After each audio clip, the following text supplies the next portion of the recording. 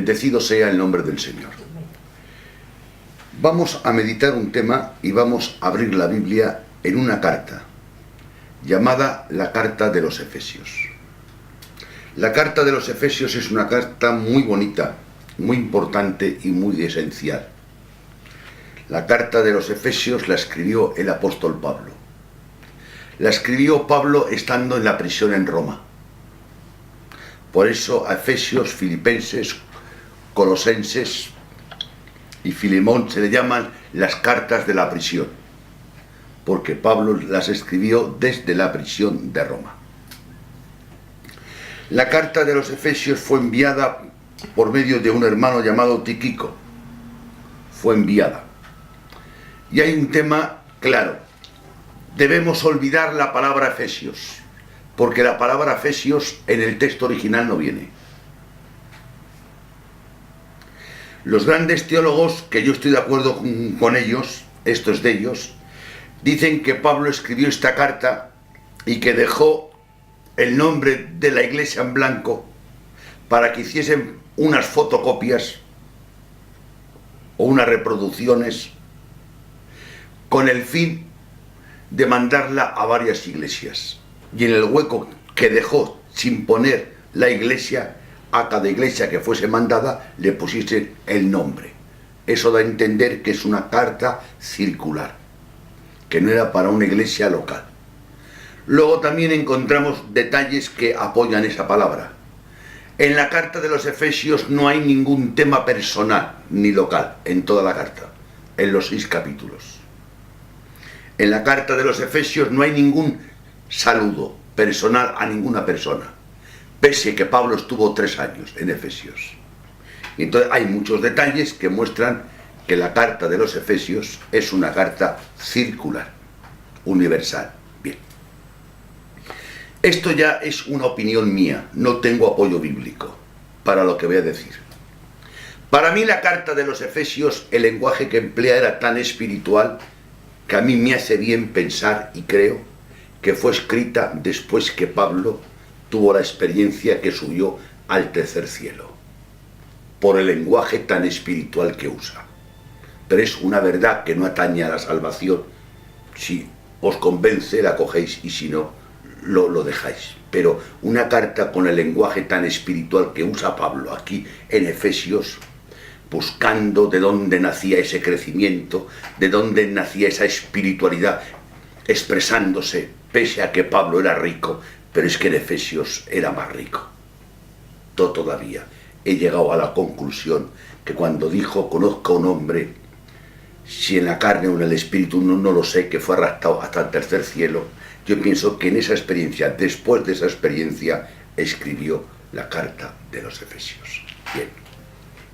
La carta de los Efesios tiene 2 directrices. Primera, desde el capítulo 1, capítulo 2, capítulo 3, nos habla de la posición del creyente. Capítulo 4, capítulo 5, capítulo 6, nos habla del estado del creyente. Una cosa es mi posición y otra cosa es mi estado. Es importante cuando leemos la Biblia saber si un texto se refiere a mi posición o si un texto se refiere a mi estado. Alabanzas al Todopoderoso. Bien, pero vamos a dejar de hablar de la carta de los Efesios, porque si sigo hablando no entramos en el tema. Pero es que es una carta muy bonito y es importante a veces dar un poco el marco bíblico para situarnos. Y vamos a comenzar. En Efesios capítulo 1, verso 7. En quien tenemos redención por su sangre, el perdón de pecados según las riquezas de su gracia. Bien, nosotros somos los redimidos. Su sangre es el precio del rescate. Y el perdón es uno de los frutos de la redención. La redención y el perdón no son igual. Primero viene la redención. Y el fruto de la redención es el perdón. Nosotros somos los redimidos. Y el precio del rescate es la sangre de Cristo. Ahora surge una pregunta que el texto dice: ¿la medida de nuestro perdón qué es? ¿Hasta dónde es la medida de nuestro perdón? Leemos el texto otra vez. En quien tenemos redención por su sangre, el perdón de pecados según las riquezas de su gracia. Según las riquezas de su gracia. Si puedes medir su gracia, podrás medir el perdón. Según las riquezas de su gracia, no según su gracia. Vamos a ver. Hay una persona que está millonaria. Yo no tengo para comer y le pido para comer y él me da 20 euros para comer ese día. Me ha dado 20 euros. Me ha dado dinero, pero no me ha dado conforme a su gracia. No me ha dado conforme a su riqueza, porque es un millonario que tiene cientos de millones y me ha dado simplemente para comer. Me ha dado de su riqueza, pero no conforme a su riqueza. Y Dios no solamente me ha dado de su riqueza, pero sino que le doy las gracias a Dios que me ha dado conforme a su riqueza. Por eso Dios te puede soportar, porque yo por lo menos le fallo todos los días. Todos los días oro varias veces y siempre que oro comienzo pidiéndole perdón. Amén. Porque sea en pensamientos, sean palabras, sean dichos, siempre hago algo que a Dios no le agrada, que no guarda armonía con su santidad ni con su voluntad, diariamente, continuamente y permanentemente. Y eso me ha llevado a pensar, pero bueno, ¿hasta cuándo? Y el Señor me ha dicho en este versículo, ¿puedes medir mi gracia? No. Así no puedes medir mi perdón. Yo no te perdono de mi gracia, te perdono conforme. Mi perdón guarda armonía con la riqueza de mi gracia. Gloria a Dios. Hermanos, y por eso iremos al cielo, porque el perdón que Dios nos da guarda armonía con la riqueza de su gracia. Muy bien. Alabanzas al Todopoderoso. Muy bien. Ahora vamos a leer unos versículos, Efesios 1:6. Para alabanza de su gloria, de su gracia, con la cual nos hizo aceptos en el amado. Para alabanza de su gloria, de su gracia. ¿No? Bien. Verso 12.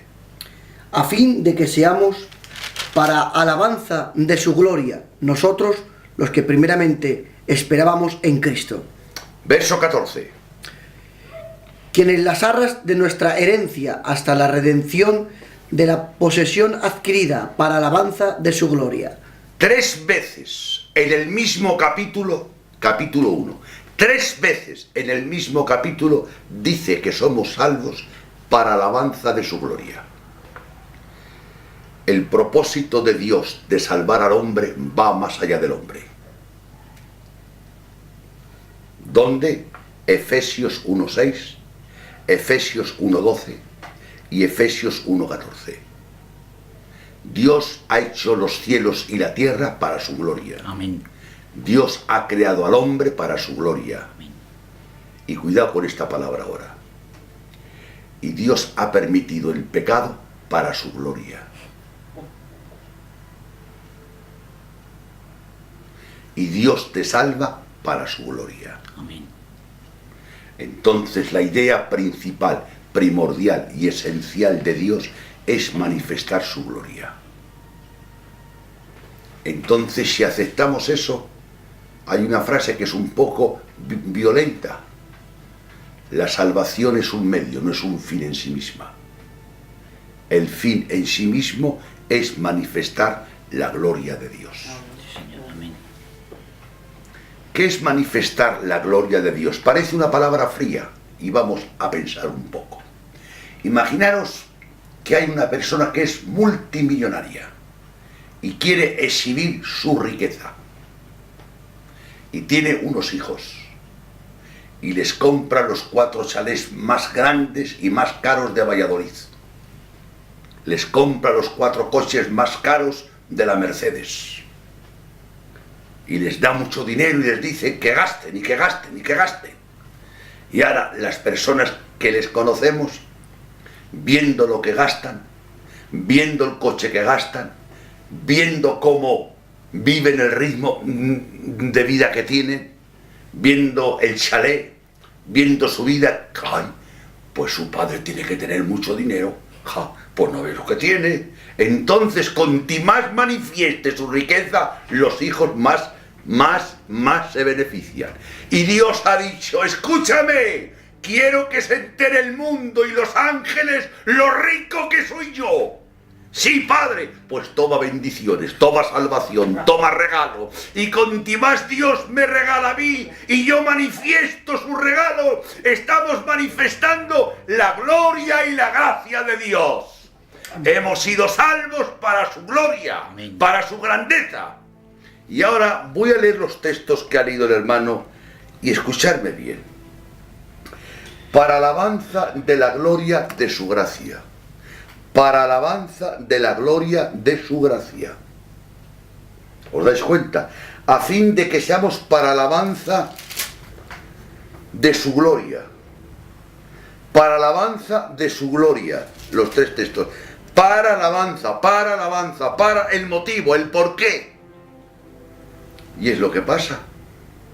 Yo veo una persona, un jovencito que no trabaja, que no tiene un duro. Le veo con un coche bueno. ¡Ay, qué coche! ¿Quién se lo da? Y me dice mi primo, es que hermano Machaco tiene un padre que es muy rico. Ja, ya se le ve, si el muchacho no trabaja y lleva el Mercedes, el último modelo. ¡Ah! Y tú no sabes. Vive en tal barrio, en el barrio más caro de Valladolid. ¡Ay, ¿dónde ves? Sí. Ah, y tiene el mejor piso del barrio. Entonces, cuanto más ritmo lleves de vida el hijo, más gaste, está manifestando, está expresando, está exteriorizando. ¿Qué está exteriorizando? La riqueza del Padre, ¿sí o no? Esa es nuestra tarea, hermanos. Es muy bonito, ¿eh? Vamos a seguir despacito. El propósito de Dios a salvar al hombre está más allá del hombre. 3 veces en este capítulo 1, nos ha recordado que somos salvos para su gracia. Es inevitable el resultado de todas las acciones de Dios fue ensalzar y glorificar su nombre.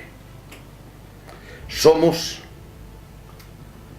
joyas relucientes de Dios. Hay una persona que es multimillonaria y quiere mucho a su esposa y busca las joyas más caras que haya y las compra y le dice a su esposa, póntelas que vamos a la boda de fulano. Y esta mujer se pone esas joyas y la gente que está en la boda, ¡ay, qué joyas más buenas! ¡Ah, se las ha comprado su marido, el rico! ¡Ay, qué joya! Entonces, esas joyas dan testimonio, es la manifestación de la riqueza del marido. Pues nosotros somos las joyas de Dios. Nosotros somos el trofeo de Dios. Que Cristo ha sido capaz y es capaz de coger a hombres como nosotros, inmundos, limpiarnos, santificarnos, salvarnos y por la obra del Espíritu Santo formar la imagen de Cristo en nosotros. Y cuando la gente nos ve, ya no nos ve a nosotros, ve a Cristo en nosotros. Y entonces glorifican a Dios. No pasa cuando ves a una persona que la conoces, que llevaba una mala vida, y ahora te enteras que es un hombre piadoso, temeroso, que es un buen hombre, que tiene un buen testimonio, y dices tú, ¿quién le ha visto y quién le ve? Era esto, era esto, era esto, y ahora es esto. Bendito sea Dios, es verdad que existe Dios, y comienzas a alabar al Señor, porque ves la transformación de esa persona. Entonces la salvación manifiesta la sabiduría, la fuerza y la gracia de Dios. Pero no solamente a los hombres. Leemos un texto en Pedro. Cosas en las cuales anhelaban mirar los ángeles. Amén. Los ángeles desde el cielo, por así decirlo, estiran el cuello mirando a la iglesia. Porque por medio de la iglesia se manifiesta la gloria, la gracia, la sabiduría y el poder de Dios y el misterio de Cristo. Porque el misterio de Cristo ha sido revelado a la Iglesia, no a los ángeles. Y la Iglesia es la que está escogida para manifestar la sabiduría de Dios a los hombres y a los ángeles. Que Dios nos ayude a entender eso, que todo es para su gloria. Amén. Dios, cuando creó al hombre, lo creó para que participase de su gloria. Y el pecado, ¿sabéis lo que hizo? Quitarle al hombre de la gloria de Dios. Romanos 3:23. Por cuando todos pecaron, estaban destituidos ¿de qué? De la gloria. De la gloria de Dios. Destituidos de la gloria. O sea, el pecado les destituyó de la gloria. Pero la muerte de Cristo nos unió con la gloria. Muy bien. ¿Os dais cuenta? Por cuando todos pecaron, estaban destituidos de la gloria de Dios. Esas son las consecuencias del pecado.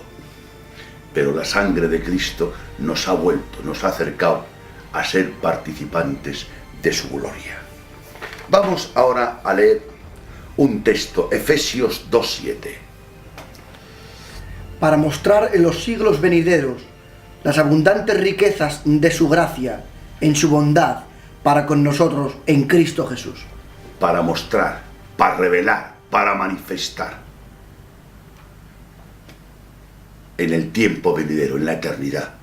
Manifestar en la eternidad su gloria, su sabiduría y su poder. Eso es para la gloria del Señor.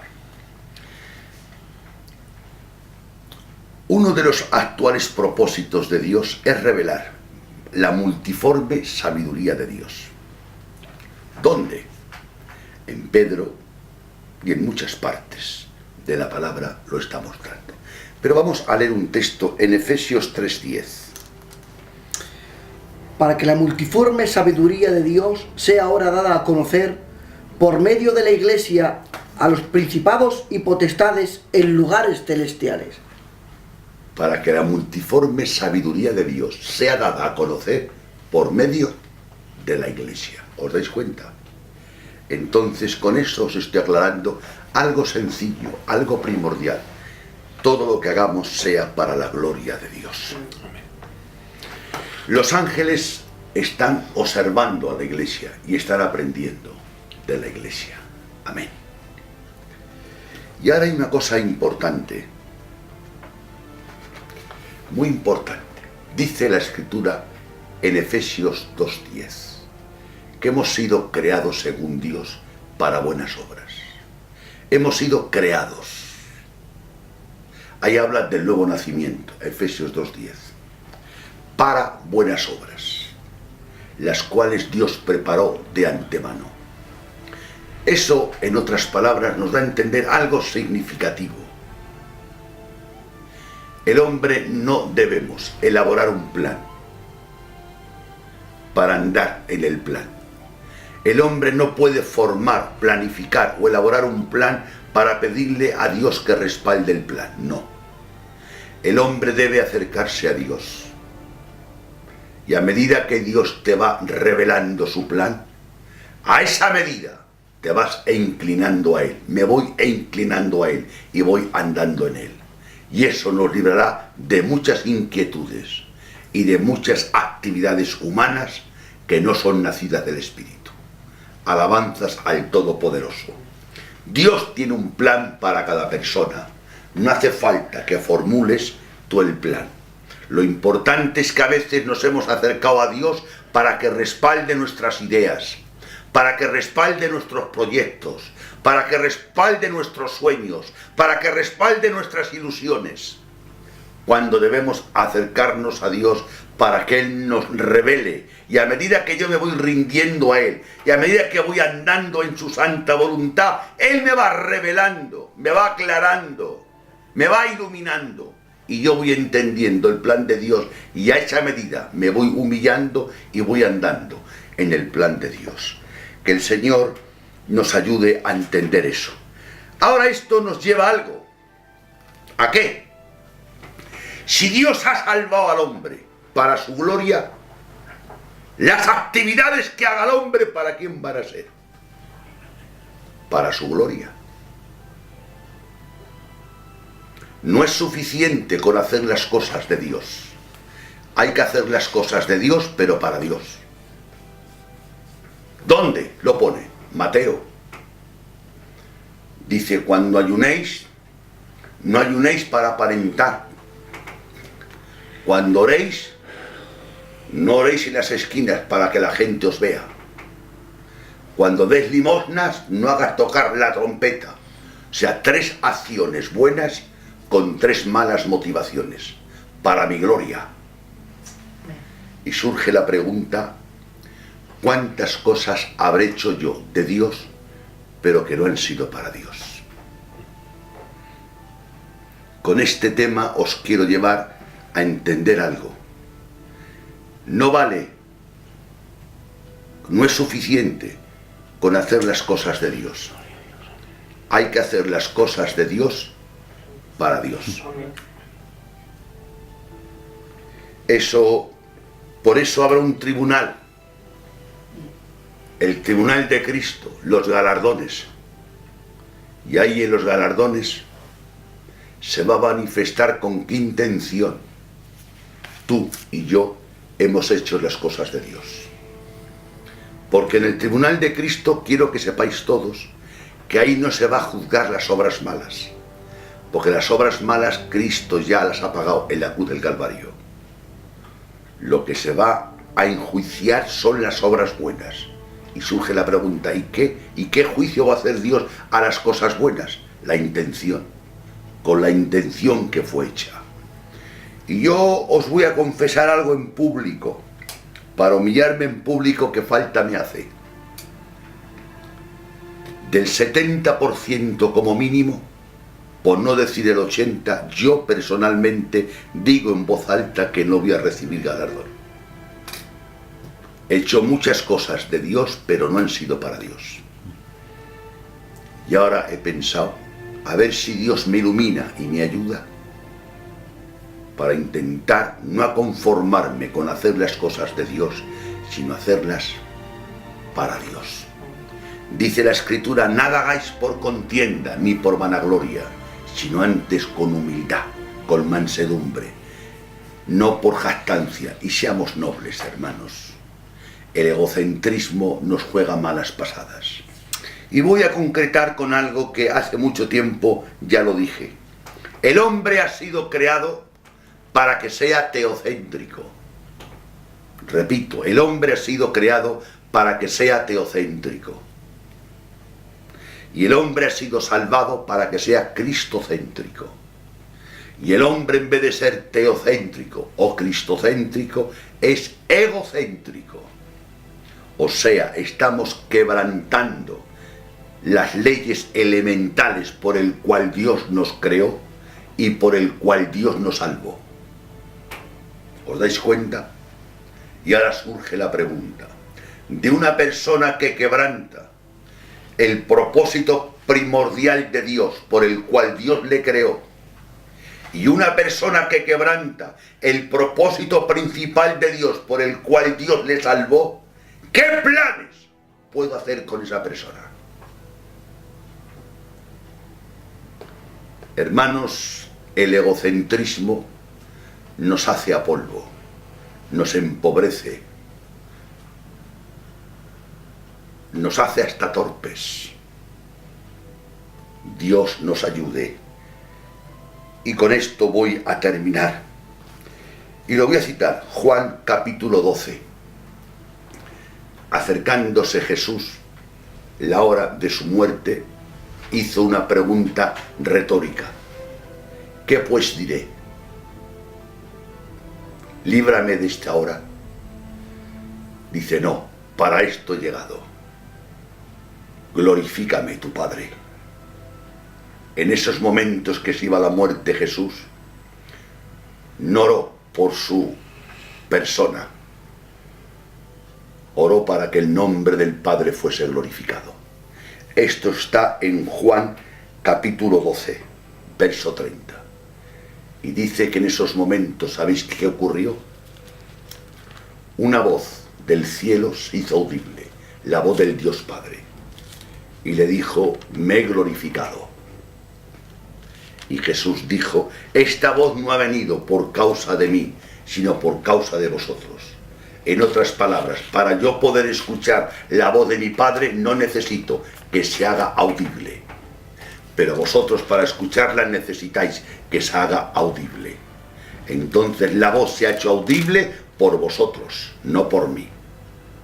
Entonces el Señor siempre, y Él lo dijo: yo siempre hago lo que a mi Padre le agrada. El Señor nos ayude y vamos a concretar el tema. Toda esta conversación ha sido concluyendo, mostrando que Dios, cuando creó los cielos y la tierra, lo hizo para su gloria. Que Dios, cuando creó al hombre, lo hizo para su gloria.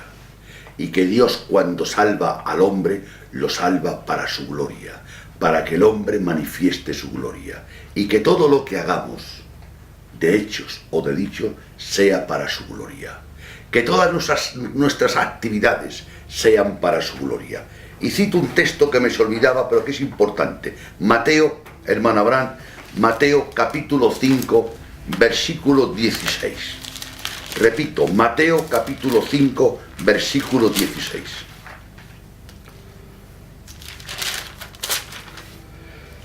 Así alumbre vuestra luz delante de los hombres, para que vean vuestras buenas obras y glorifiquen a vuestro Padre que está en los cielos. Os voy a explicar un texto que está mal interpretado. Yo me debo portar bien no para tener un buen testimonio, sino para agradar a Dios. Y las personas, observando que intento agradar a Dios, cojo un buen testimonio. Pero yo no me esfuerzo para conseguir un buen testimonio, me esfuerzo por agradar a Dios. Y las personas que me están viendo cada día, cómo me esfuerzo diariamente por agradar a Dios, y cómo me esfuerzo diariamente por no ofender a Dios, esas personas que me están viendo, escuchando todos los días, cogen un buen concepto mío y consigo un buen testimonio. Pero la idea principal y primordial no es conseguir un buen testimonio, es conseguir alabar al Señor. Y dice, ¿qué dice ahí? Para que viendo vuestras buenas obras glorifiquen ¿a quién? Así alumbre vuestra luz delante de los hombres, para que vean vuestras buenas obras y glorifiquen a vuestro Padre que está en los cielos. Cuando yo veo un testimonio en un hombre o en una mujer, digo, veo la obra de Dios en él. Y no glorifico a él. Reconozco que es la obra de Dios en él. Y Jesús, eso fueron palabras de Jesús. Para cuando vean vuestras buenas obras, glorifiquen a vuestro Padre que está en los cielos. Y a veces nosotros, porque tenemos un buen testimonio, hablamos con el pastor y reclamamos derechos. ¿Sí o no? O sea que tienes, sí, yo guardo un buen testimonio para conseguir ser del coro. Y yo guardo un buen testimonio para conseguir ser candidato. Pues yo guardo un testimonio para agradar a Dios. Para que viendo vuestras buenas obras glorifiquen a vuestro Padre que está en los cielos. Que Dios nos bendiga a todos.